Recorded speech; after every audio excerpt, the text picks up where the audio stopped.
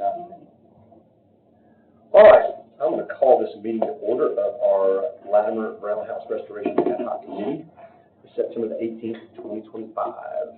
I'm going to pray if you guys don't mind. Go with me. Jesus, we just thank you for your goodness and mercy, and we thank you that you are bringing in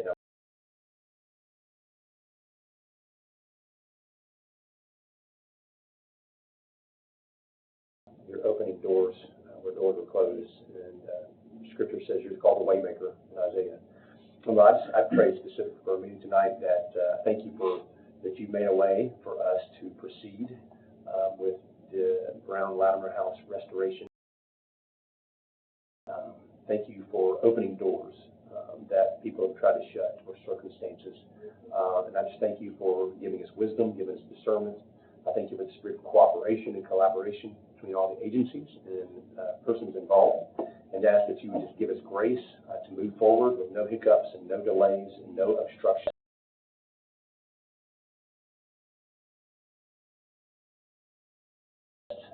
In the interest of Mr. Brown's one codicil will and legacy, and also for his descendants and family members and the community to finally have this home restored and enjoyable by all. So we just thank you for giving us wisdom, and thank you for your goodness and mercy. In Jesus' name, amen. Amen. All right, do I have a motion for the approval of the agenda? Motion by Commissioner Miller, seconded by Commissioner Klein. All in favor, say aye. Aye. Any opposed? All right. Motion carries. Motion for approval of minutes. Second. Motion by Commissioner Miller, seconded by Commissioner Jones. All in favor, say aye. Aye. Any opposed? All right. Old business. I'm going to make a motion for discussion. All right. Motion by Commissioner Miller, seconded by Commissioner Klein. All in favor, say aye. Aye. Any opposed? I'm going to get in the queue if you guys don't mind to kind of kick us off. Just so for the public, some of you guys are aware, but just for those watching the video, since our last meeting, we did have a meeting with TDEC last week. It was actually on Wednesday, the 10th, at the Sumner County School Board.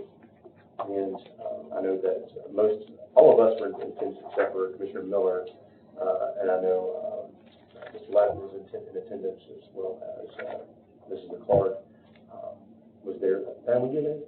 No family wasn't there. So, we met with, I guess, the Data Group Engineering or environmental design, whatever they do, resources or consultants, and they presented kind of the original map of what we're in right now, which the Brown House is not located within. This is what the large pieces of paper is, and you guys have seen this. We want to identify that. And they also presented some alternates last week. And we did confirm to them in that meeting last week that reminded them of the emails from TDEC that are in your packet. It's the last 2 pages in the packet. The emails from TDEC from the 27th from Eddie Gordon and the 22nd from Sidney Norman, basically saying that work on the structure itself is permitted. The cabin is not located within any potential PRM easement area, and it's not within any proposed deed restriction. And so that was good news last week, and so I sent that email to them for their request. Also, since our last meeting, the General Operations Chairman asked me to send all the information to date for this to them, so I sent it to the entire County Commission. It's about a 400 megabyte file. I gathered all the agendas since November 2023 for legislative, for general operations, which includes emails and correspondence and all those things, and as well as the packet that we put together from this ad hoc that had the illustrative drawings. I have it here, but had the prices and everything. So that was given over to Gen Ops or the entire commission as a more voluminous history of what's going on, because there's a lot of information. And then yesterday, I believe, Commissioner Jones and Commissioner Klein spoke with the Army Corps of Engineer and got some very valuable information from them, which is an email that is printed out in your packets right here as an attachment. And yesterday afternoon, several of us, myself, Commissioner Jones, Commissioner Klein, Mr. Shamrock, Dustin Owens, Law Director Eric Sipler, as well as 3 or 4 representatives from TDEC and Don Long from the school board, and Kat Coy from a data group was on there. I believe she was the only representative. And on that call yesterday, it was reaffirmed by all the parties and agreed that we can move forward. I'll just want to read this as a matter of a statement, just to kind of go through this. But both TDEC and the U.S. Army Corps of Engineers have clearly stated there are no regulatory restrictions preventing restoration work on the structure itself, and there are no restrictions on accessing the structure. So what stopped the RFQ process in August was the access to the structure, not the renovation of the structure itself. And we have basically, again, TDEC confirmed on August 27th, Eddie Gordon, work on the structure is permitted. The cabin is not located within the potential PRM easement area. That's that riparian buffer where they planted all the signs, they planted all the grasses and trees for wetland mitigation, for drainage, and I guess protect the salamander in a dry creek bed. It doesn't have, it's not a creek, it's a water runoff. In Cindy Norman, on August 22nd, said the cabin is not within any proposed deed restrictions. She gave the coordinates for the ground house location, Latimer house. More importantly, this is yesterday or today on September 18th, Commissioner Jones received an email from C. Miles Lance of the U.S. Army Corps of Engineers, and he said regarding these two maps that the Davy Group has submitted two maps, and Mr. Long actually showed this to us yesterday on the call of TDEC, that the Army Corps of Engineers has no objections to the use of the access areas as shown on these maps. And so basically, in these two maps, maybe you guys can't see it there, or those watching the video from that little teeny camera in the corner. But the Davy Group has kind of redrawn their map from 2025, which again doesn't include the house, to explicitly not include the house.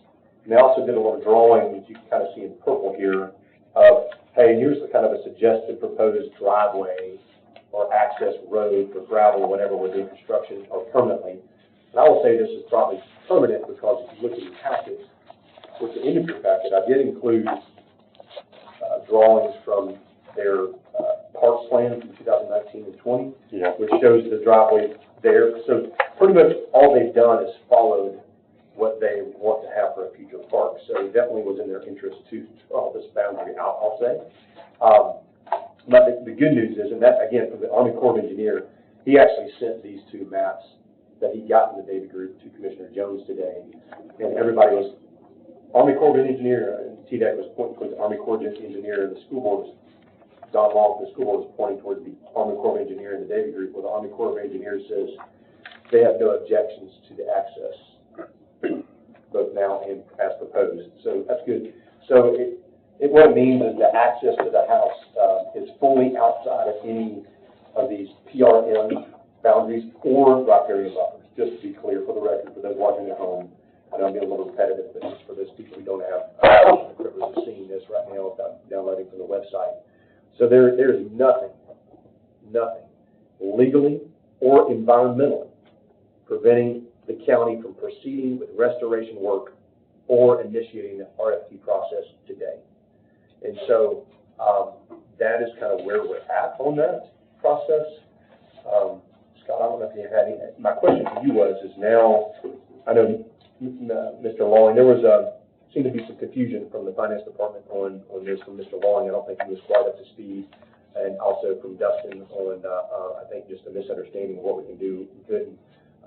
Mr. Sitler, I did speak with him. He couldn't be here. He's in another meeting. He did confirm everything that the takeaway from TDEC yesterday is that we're not in the right position. Work can proceed. The RFQ can go forward immediately. There's nothing stopping it. And TDEC signed off on it.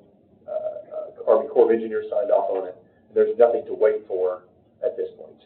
And so, I guess my question, Scott, is I appreciate you being here. I don't want to belabor it. Keep us here any longer than we have to be.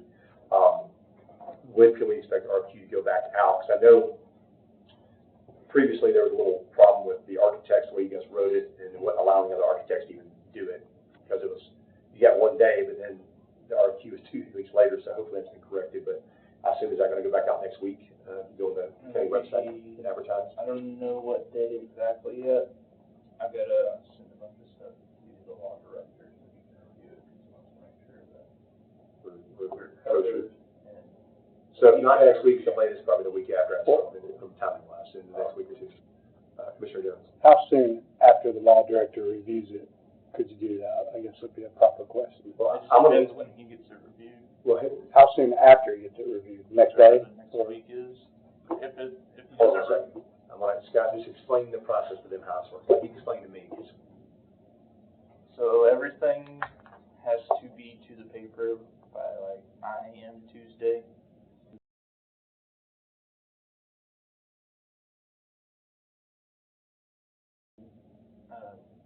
AP, they send it over to the paper, and then it all gets published Thursday. Okay. If we don't meet the timeline for that Tuesday, it'll be that next week. Gotcha. It's gonna be submitted on a Tuesday. It won't be posted to the county website. It'll be posted immediately on the Thursday. When it goes out in the papers, so we don't hit it next Thursday, it's gonna be the following Thursday. And then it's gonna be open for how long? 2 or 3 weeks? For that, open for 4 weeks? And then we're doing 2 days for architect to come and go to.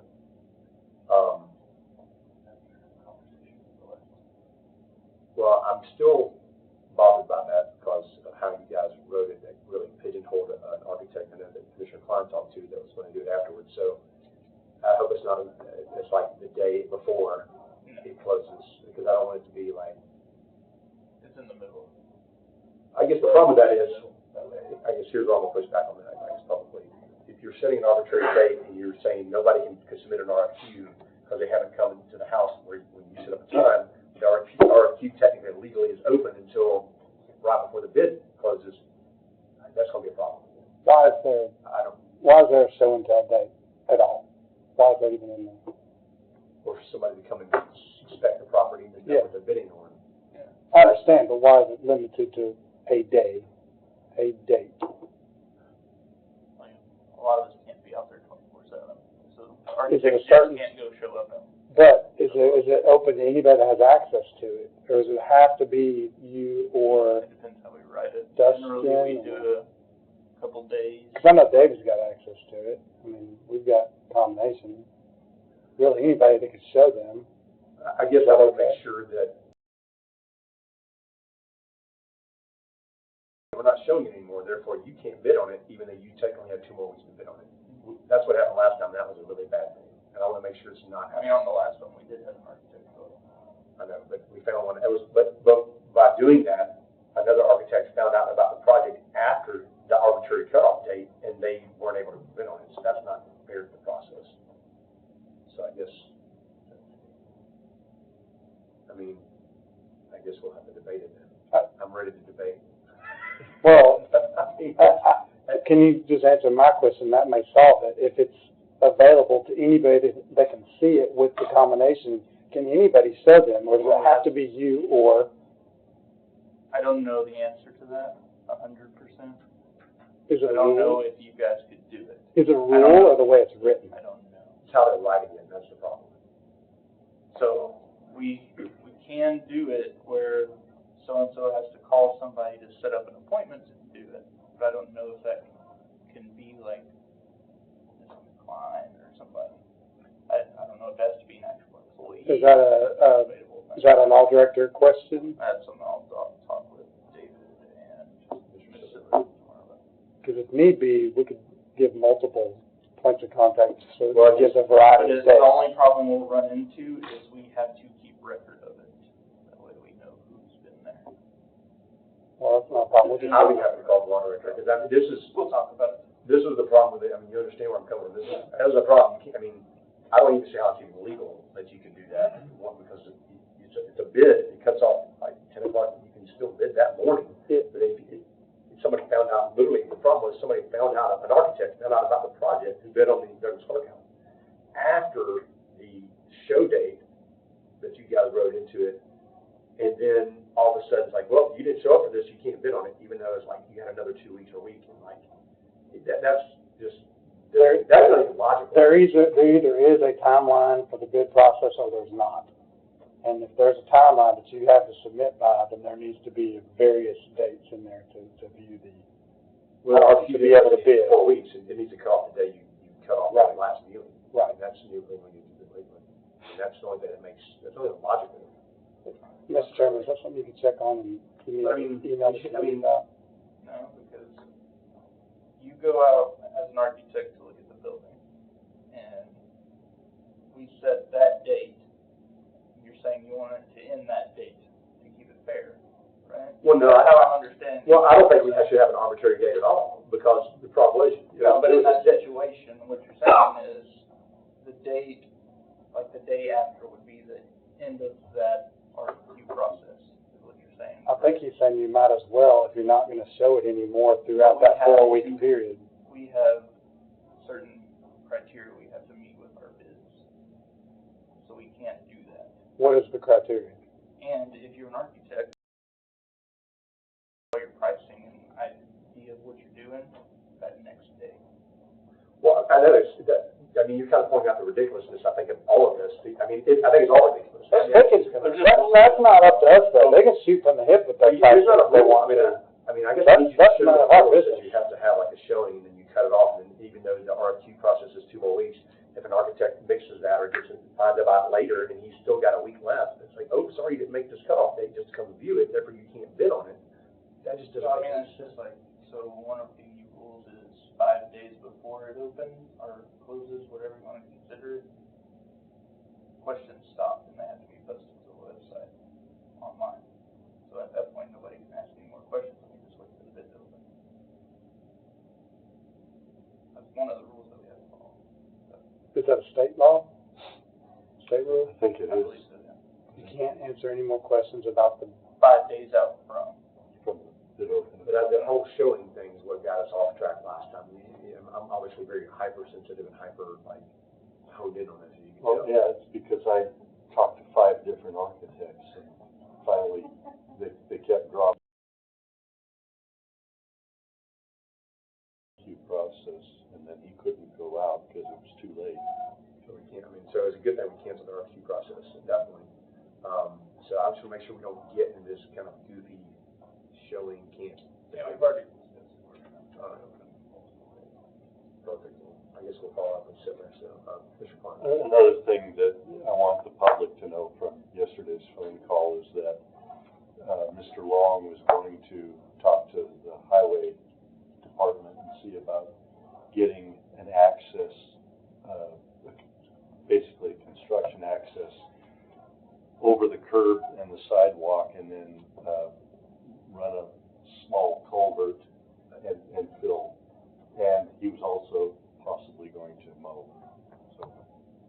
something I wanted to add from yesterday's, comment, just for public knowledge from a conference call, Commissioner Klein and I had, was just so people understand that TDEC and Army Corps of Engineers work together, and there's 2 permits that are, on the property. Both encompass the same areas, both are the same footprint. There's no other area to even think about. One is a 404 water quality permit, and that has to do with the Corps of Engineers. The other is the ARAT, which has to do with moving waterways, and that was with TDEC. So by checking with both of them, I just wanted to reiterate what you already said, that there is no problem. There's no other boundaries. We don't have to worry about different sets of boundaries. I just wanted the public to understand that, so I want to say it on record. Do you have any other updates, Scott, or anything? So, any debates or challenges? Other than RFQ process, I'll let the architect come see. Any other questions from anybody? I think we're at a good spot. Obviously, we're finally getting the RFQ back out. That's just the beginning of the process. It's still a battle. I wish, I guess we'll give a warning, that the new General Operations Committee, there was a member that already made a motion to dissolve this ad hoc and make the Director of Schools County Mayor, the current new chairman of the General Operations Committee, and then a new school board member of their choosing, to be the ad hoc, which is kind of weird to me because Mr. King is actually on this. He's listening right now. He couldn't make it. He's in Nashville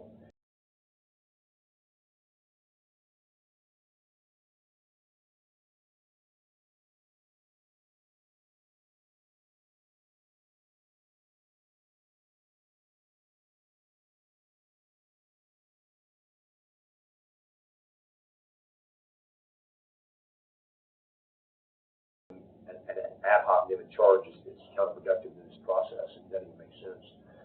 Obviously, we have family members of Mr. Latimer and friends and neighbors of Mr. Brown, obviously us commissioners who've been working on this for 3 years, and a school board member who is districted in. It used to be my district as well. So I'm super familiar with this, and so I met Jim and kept on telling me, don't forget about this, when I was his commissioner for this, back in 2019 and 20. I don't know what's going to happen next month, but just to prepare you that it's still a politically charged, hostile environment. Instead of this is kind of stupid and silly, this is something we should all get along with, regardless of whether we can't play nice on the commission floor. But just to be petty over this is silly, in my opinion.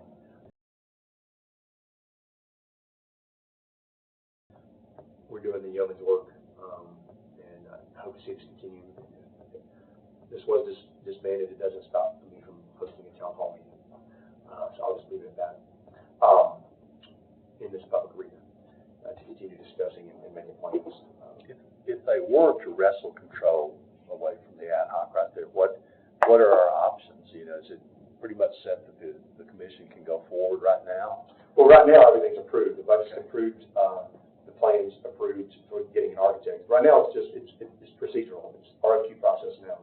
When the RFQ goes out and the architect is bid based on his qualifications, then that architect is actually going to work with the finance department to come up with a budget and a plan and everything else to then put it out for a RFP, request for proposal, that then contractors will bid on.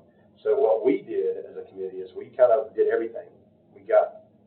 We pushed the horse in the buggy past the finish line, and now we're having to go back up to the starting line because we had to have an architect, as we related that point. And so, but part of that process through our GenOps policy that the county commission passed is once the RFQ,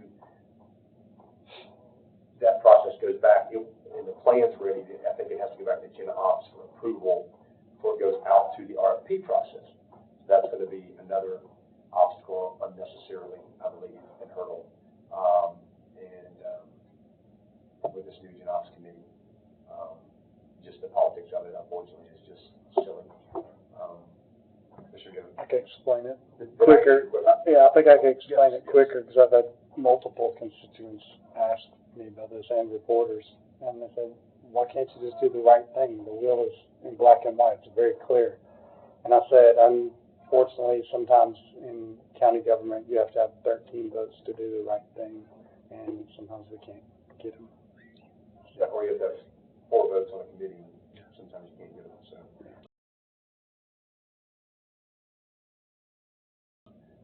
Hey, Jeremy? Yeah. Can I chime in for a sec? Yes. Yeah, so I appreciate you saying, this house is in my district.